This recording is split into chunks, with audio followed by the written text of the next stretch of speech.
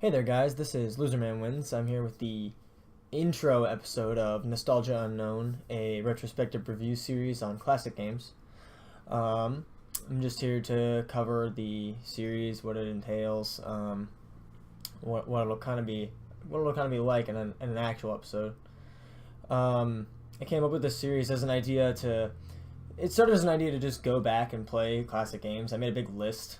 It was just a big list of old games I'd never played before that I know are good, and it occurred to me that my own opinions on these games might be kind of interesting, just because I've never played them before, and I grew up in an era of gaming closer to something like the 360 era, the PS3, 360, Wii era. Like GameCube era was when I started playing games, and I haven't played a lot of those older games, and my current opinions on games are from newer games.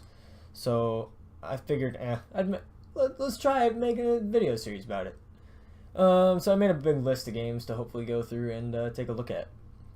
After I play through a game and beat it as far through as I want, I'll come and bring it onto a video and give it a review. I'm not going to be giving it a score. Enough people have done that.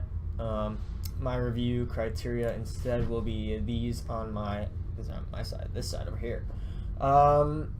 Basically, whether I enjoyed a game, whether it was fun, important. Nostalgia value is the weird one on this list. It's the kind of where the series came from. It's that word everyone throws around when people talk about old games being so good, and it might have been terrible. It might have been a really bad game, but they have fond memories of the game or whatever, and they might their view of the game might be different because of that.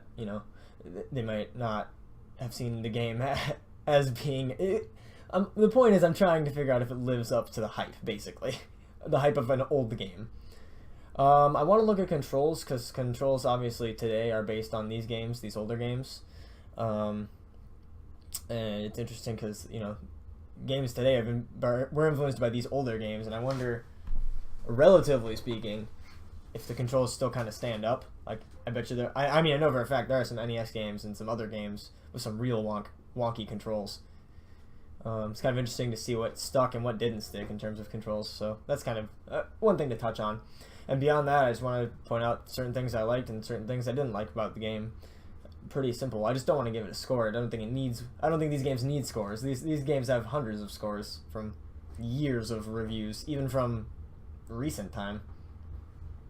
So I want to look at these things. Yeah, these things to see. Kind of from my more recent gaming perspective to see how they hold up. So with that, move forward a little bit here. Let's see. So I have some criteria for game selection. First one is the game must have 1 million lifetime sales. According to Wikipedia, this was only because I was making a list of games that were very popular from systems. I also wanted to have a couple of games that may have sold well but might have been considered bad games. A little bit more of an interesting look at what was popular at the time. This was also because the list I made was growing very large quickly.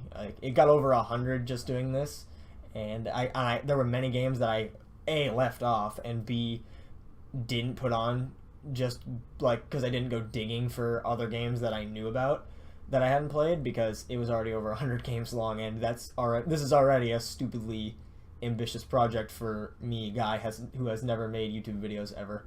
So yeah, it was just to keep my list under 500. Sure.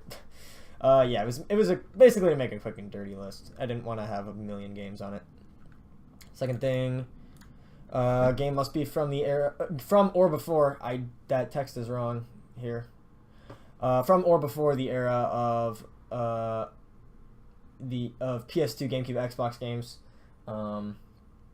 Game design philosophy. I fucked that up.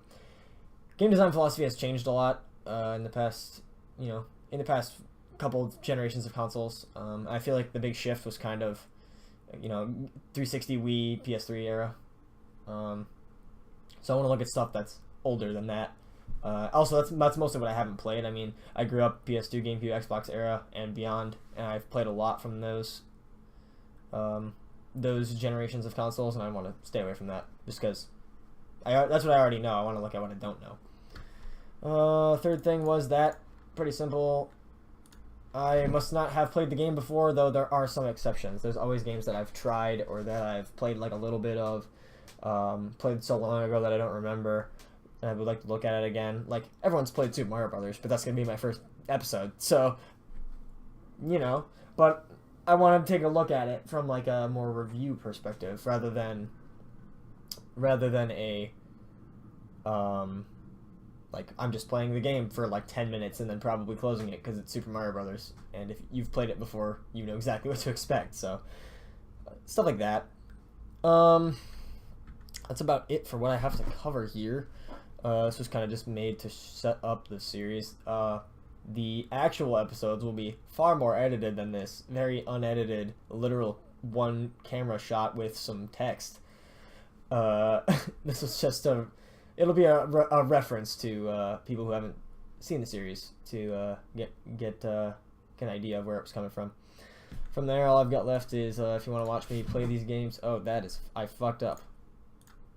If you want to watch me play these games as I review them, you can check me out at my Twitch, twitch.tv/losermanwins / that's a /. Yeah, I'll be playing through the game there, and then I'll be probably, it'll be like every day while I'm reviewing the game or playing it, and then when I go to make the episode, I'll be off for a couple of days to edit and upload the video, and then it will resume. Yeah, that's about all I got. So, tune in next time for the first episode. Later, guys.